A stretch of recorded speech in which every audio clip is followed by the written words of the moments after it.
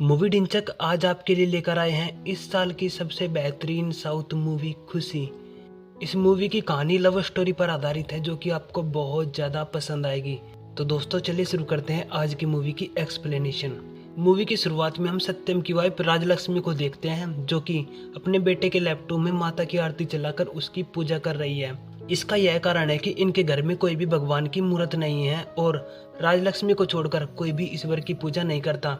यह जो सीढ़ियों से नीचे उतरा यह है मूवी का मेन हीरो विप्लव जो कि बीएसएनएल एक्सचेंज ऑफिस में काम करता है। वह अपनी माँ से कहता है कि अगर पापा ने तुम्हें ऐसा करते हुए देख लिया ना तो तुम्हें बहुत डांट पड़ेगी। इतने में ही वहाँ पर विप्लव के पापा यानी कि सत्यम आ जाते हैं। सत्यम कहता है कि मैं बाहर लोगों को समझाता हूँ कि हमें भक्ति और श्रद्धा पर ज्यादा विश्वास न करके अपने कामों पर ही ज्यादा ध्यान देना चाहिए, और अगर लोगों को यह बात पता लगी कि मेरी वाइफ मंदिर जाती है तो मेरी इज्जत का क्या होगा। इनकी बातों से हमें साफ पता चलता है कि ये लोग ईश्वर पर ज्यादा विश्वास न करके साइंस और टेक्नोलॉजी पर ज्यादा भरोसा करते हैं। विप्लव कहता है कि छोड़िए इन बातों को, आज मेरी पोस्टिंग बीएसएनएल एक्सचेंज ऑफिस में होने वाली है, और यह कहकर वह वहां से चला जाता है। आगे वह अपने बीएसएनएल ऑफिस जाता है जहां पर उसकी मैडम जोया ने उसे बताया कि तुम्हारी पोस्टिंग मुंबई में हुई है। वह कहता है कि मैडम आप एक काम कीजिए ना, आप मेरी पोस्टिंग किसी दूसरी जगह पर करा दीजिए, और इस पर मैडम उसकी पोस्टिंग कश्मीर में करा देती है। अब हमें कश्मीर का सीन दिखाया जाता है जहां पर विप्लव और उसका जूनियर पितोबस जीप में बैठकर अपने ऑफिस जा रहे थे। अभी वे थोड़ा सा और आगे चले ही थे कि अचानक से उनके दोनों साइड गोलाबारी होने लग जाती है। विप्लव पूछता है कि पितोबस ये क्या है। पितोबस कहता है कि हमारे दूसरी तरफ पाकिस्तान है, भारत और पाकिस्तान में अब जंग छिड़ चुकी है। अब ये दोनों किसी तरह से अपनी जान बचाकर यहाँ से अपने एक्सचेंज ऑफिस पहुंच जाते हैं। अगली सुबह विप्लव और पितोबस उठते हैं तो इन्हें खुले में ही शौच करने जाना पड़ता है, और जब तक इनके धोने की बारी आती तब तक इनकी बोतल में रखा पानी भी बर्फ बन जाता है, जिसकी वजह से इन्हें धोने में भी काफी दिक्कत हुई। विप्लव और पितोबस नाव से कश्मीर की झील का आनंद ले रहे थे, तभी विप्लव को किसी लड़की के हंसने की आवाज सुनाई देती है। जब वह देखता है तो उसे दूसरी नाव पर दो लड़की दिखती हैं जिन्होंने बुर्का पहन रखा था। इनमें से इसका नाम है दीपू और इसका नाम है आराध्या। विप्लव को आराध्या इतनी अच्छी लगती है कि वह उसका पीछा करने लगता है। तब दूसरी लड़की दीपू उससे पूछती है कि तुम हमारा पीछा क्यों कर रहे हो। वह उससे झूठ बोलती है और कहती है कि हम पाकिस्तान से बिलोंग करते हैं और मैडम यहाँ पर अपने छोटे भाई फिरोज को ढूंढने आई है जो कि 6 साल की उम्र में घर से गायब हो गया था। अब विप्लव उन्हें अपना नंबर देता है और कहता है कि मैडम तुम मुझे जरूर कॉल करना, मैं आपके भाई को ढूंढने में आपकी जरूर हेल्प करूंगा।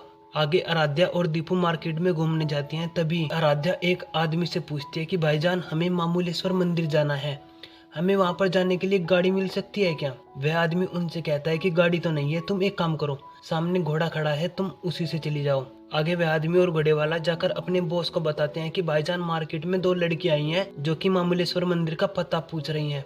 हमें ऐसा लगता है कि शायद ये लड़कियां इंडियन आर्मी की खुफिया एजेंसी के लिए काम करती हैं। बॉस कहता है कि दोनों लड़कियां मार्केट से किसी भी हालत में बाहर नहीं जानी चाहिए। इधर विप्लव और पितोबस भी मार्केट में घूमने आए थे और आगे इन्हें आराध्या और दीपू मिल जाती हैं। विप्लव जोर जोर से सबसे पूछता है कि तुम में से कोई फिरोज है क्या, अगर किसी को है फिरोज का पता तो जल्दी से आकर मुझे बता। अब एकदम से एक एक करके बहुत से आदमी कहते हैं मैं हूँ फिरोज, मैं हूँ फिरोज, और उन्हें मारने के लिए आगे बढ़ते हैं। इनसे अपनी जान बचाने के लिए ये चारों यहाँ से भागने लगे और भागते भागते ये पहुंच जाते हैं मामूलेश्वर मंदिर में, जहाँ पर आराध्या विप्लव को बाहरी रुकने को बोलकर अपनी दादी के लिए अंदर जाकर मन्नत मांगती है। विप्लव को वहीं पर एक साधु मिलता है जो उसे बताता है कि तुम एक नास्तिक हो, परंतु भविष्य में तुम्हें धागा भी पहनना पड़ेगा और तुम्हें पूजा भी करनी पड़ेगी। पितोबस कहता है कि पक्का गुरुजी के पास कैलाश पर्वत का लैंडलाइन नंबर होगा, तभी तो इसने तुम्हारा भविष्य बता दिया। अब आगे कोई सेफ जगह नहीं होने के कारण आराध्या और दीपू को विप्लव के साथ ही उसके एक्सचेंज में रुकना पड़ा। रात में विप्लव आराध्या के लिए चिकन बिरयानी लेकर आया और जब वह उसे देता है तो उसे उल्टी हो जाती है। दीपू कहती है कि हम लोग वेजिटेरियन मुस्लिम हैं जो कि कभी मांस मछली नहीं खाते। अगले दिन वे सभी फिरोज को बहुत सी जगह ढूंढते हैं और फिरोज को ढूंढते ढूंढते इनमें दोस्ती हो जाती है। आराध्या दीपू से कहती है कि कैसे हमारे एक झूठ की वजह से विप्लव बहुत परेशान हो रहा है, अब तो हमें इसे सब कुछ सच बताना ही पड़ेगा। दीपू कहती है कि एक दिन की तो बात है, कल तो हम अपने शहर चले जाएंगे, बस तुम इसे कल ही बता देना। रात में आराध्या को नींद नहीं आती और वह जाकर विप्लव के पास बैठ जाती है। विप्लव उससे कहता है कि मैडम जो भी मेरी वाइफ होगी ना, मैं उसे बहुत प्यार करूंगा और मेरे 2 नन्हे मुन्ने बच्चे होंगे। आराध्या कहती है कि भविष्य में क्या हो जाए ये कौन जानता है, अतः हमें ज्यादा चिंता नहीं करनी चाहिए। अगले दिन मॉर्निंग में विप्लव आराध्या के लिए चाय लेकर आता है, लेकिन उनके आने से पहले ही वह वहां से जा चुकी थी।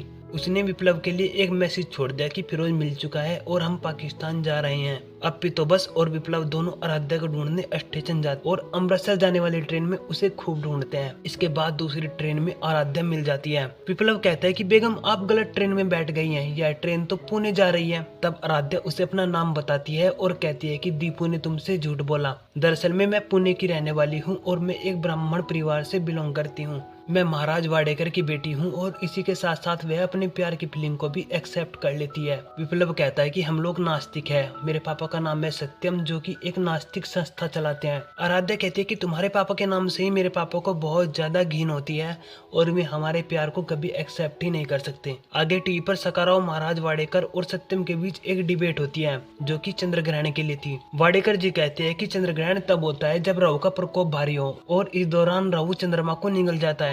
सत्यम जी कहते हैं कि चांद कोई चॉकलेट है क्या जो राहु से निगल जाएगा, और इन दोनों में इस बात को लेकर काफी विवाद होता है। अब विप्लव अपनी माँ राजलक्ष्मी को आराध्या के बारे में सब कुछ बता देता है और अगले दिन उसे लेकर जाता है महाराज वाडेकर के पास। राजलक्ष्मी और विप्लव दोनों सत्यम की बहुत बुराई करके उसकी बेटी आराध्या से शादी करने की बात करती हैं, लेकिन वाडेकर उसे साफ साफ मना कर देता है और अपने घर पर आ जाता है। घर आकर वह अपनी बेटी से कहता है कि प्यार करना गलत नहीं है, बस तुमने सत्यम के बेटे से प्यार करके गलती कर दी। लेकिन आराध्या की दादी किसी तरह से वाडेकर को आराध्या और विप्लव की शादी की बात करने के लिए मना लेती है। आगे वाडेकर और उसकी फैमिली सत्यम की फैमिली से शादी की बात करने एक स्टेशन जाते हैं, जहाँ पर वाडेकर विप्लव की फैमिली से कुंडली मांगता है। उसकी माँ कुंडली साथ लेकर आई थी, जिसे देखकर वाडेकर कहता है कि इनकी कुंडली में दोष है, ये कभी एक साथ नहीं रह सकते और अगर इन दोनों की शादी हो गई तो इन्हें कभी भी संतान सुख की प्राप्ति नहीं होगी। राजलक्ष्मी पूछते हैं कि महाराज इस समस्या का कोई तो समाधान होगा। तब वाडेकर जी बताते हैं कि दोनों बाप बेटों को मिलकर महामृत्युंजय यज्ञ करना पड़ेगा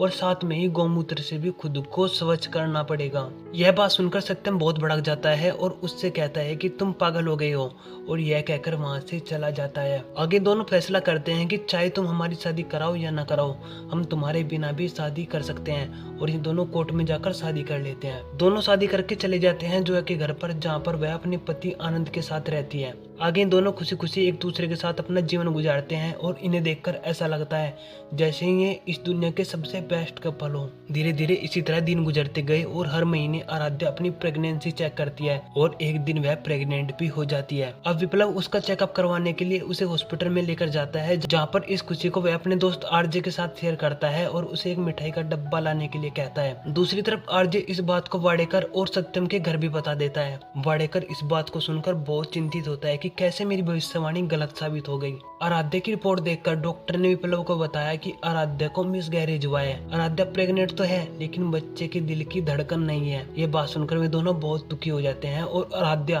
फुट फुट कर रोने लगती है। आराध्या की दादी और वाडेकर प्रेग्नेंट होने की बात को सुनकर आराध्या से मिलने उसके घर पर आए और दूसरी तरफ सत्यम और उसकी फैमिली भी वहाँ पर आ पहुंचे। सत्यम कहता है कि तुमने कहा था कि आराध्या कभी माँ नहीं बन सकती, देखो तुम्हारी भविष्यवाणी गलत साबित हुई और ये जो तुम अंधविश्वास फैलाते हो ना, इसे फैलाना अब बंद करो। अब आराध्या अपने पापा की बेइज्जती बर्दाश्त नहीं कर पाती और वह एकदम से कहती है कि मुझे मिसगैरेज हुआ है, मेरे बच्चे ने इस दुनिया में आने से पहले ही अपना दम तोड़ दिया। यह बात सुनकर सभी दंग रह जाते हैं और वाडेकर कहता है कि तुम्हें महामृत्युंजय यज्ञ अवश्य करना पड़ेगा, और यह कहकर वह वहाँ से चला जाता है। अब धीरे धीरे समय के साथ साथ इन दोनों में लड़ाई झगड़ा भी रहना शुरू हो जाता है और कभी कभी झगड़ा इतना बढ़ जाता था कि ये लोग कई कई हफ्ते तक आपस में बात भी नहीं करते थे। आराध्या के कहने पर विप्लव ने अपना टेस्ट भी करवाया लेकिन उसकी भी रिपोर्ट नॉर्मल आई। आराध्या कहती है कि तुम में भी कोई कमी नहीं है और ना ही मुझ में कोई कमी है, तो हमें महामृत्युंजय यज्ञ अवश्य कराना चाहिए। विप्लव कहता है कि अगर हमने ऐसा कर लिया ना तो इससे मेरे पापा की समाज में बहुत ज्यादा बेइज्जती होगी। आराध्या कहती है कि अच्छा तो मेरे पापा की इज्जत का क्या, और इन दोनों में फिर से झगड़ा हो जाता है। एक दिन जोया ने विप्लव को अपनी बेटी आंचल के बर्थडे पर इनवाइट किया और कहा कि तुम आराध्या को भी साथ लेकर आना, हो सकता है तुम्हारी मानसिक सोच बदल जाए। अब ये दोनों आंचल के बर्थडे के लिए केरला जाने लगे, लेकिन बीच नाव में ही इनका झगड़ा हो जाता है। विप्लव उससे यह तक कह देता है कि अगर तुम्हें मुझसे इतनी ही प्रॉब्लम है तो तुम अपने बाबा के पास जा सकती हो। आगे नाइट में आंचल का बर्थडे मनाया जाता है, जहाँ पर हमें पता चलता है कि आंचल इस दुनिया में है ही नहीं और ये लोग उसका बर्थडे बहुत धूमधाम से मनाते हैं। जोया विप्लव और आराध्या को बताती है कि मेरा भी तुम्हारी तरह 6 मंथ का मिसकैरेज हुआ था। डॉक्टर ने हमें बताया कि हमारी बेटी अधिक से अधिक 6 मंथ तक जिंदा रह सकती है, लेकिन आनंद ने उसे बहुत प्यार दिया और उसकी वजह से वह अगले 5 सालों तक जिंदा रही। उसके जाने के बाद हम ही एक दूसरे की दुनिया बन गए और फिर हमने आगे बच्चे की प्लानिंग नहीं की। सुबह को विप्लव देखता है कि आराध्या उसे छोड़कर अपने बाबा के पास जा चुकी है। आराध्या के जाने के बाद विप्लव को ऐसा लग रहा था जैसे उसकी दुनिया उजड़ गई हो। वह उसके साथ बिताए हुए हर लम्हों को याद करता है और इसी के साथ साथ उसे एहसास होता है कि वह आराध्या के बिना नहीं रह सकता। फिर एक दिन वह जाता है आराध्या के घर पर और वाडेकर से कहता है कि मैं और मेरे पापा यज्ञ करने के लिए तैयार हैं। फिर वह अपने पापा को भी किसी तरह से यज्ञ करने के लिए मना लेता है और दोनों आगे विधि विधान से यज्ञ पूर्ण करते हैं। विप्लव अब आराध्या को सॉरी बोलता है और उससे कहता है कि मैं तुम्हारा आनंद बन के रहूंगा, मैं तुम्हें कभी निराश नहीं करूंगा और चाहे हमारे बीच कुछ भी हो जाए मैं तुम्हारा साथ कभी नहीं छोड़ूंगा। और दोस्तों, इसी सीन के साथ यह मूवी यहीं पर खत्म हो जाती है। तो आपको हमारी एक्सप्लेनेशन कैसी लगी आप हमें कमेंट बॉक्स में जरूर बताइएगा और साथ में यह भी बताइएगा कि आपको अगली एक्सप्लेनेशन कौन सी मूवी की चाहिए। इस वीडियो को देखने के लिए आपका बहुत बहुत धन्यवाद।